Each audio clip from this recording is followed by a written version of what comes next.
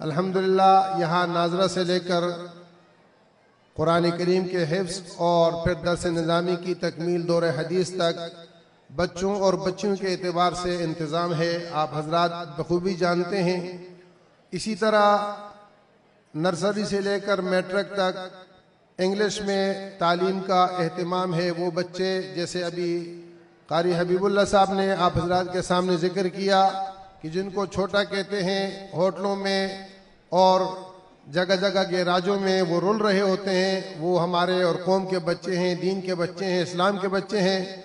उनके वालिदैन गुर्बत की वजह से अपने बच्चों को तालीम नहीं दे सकते। हमने इस जज्बे से ये काम शुरू किया कि वो बच्चे भी तालीम से आरास्ता हों।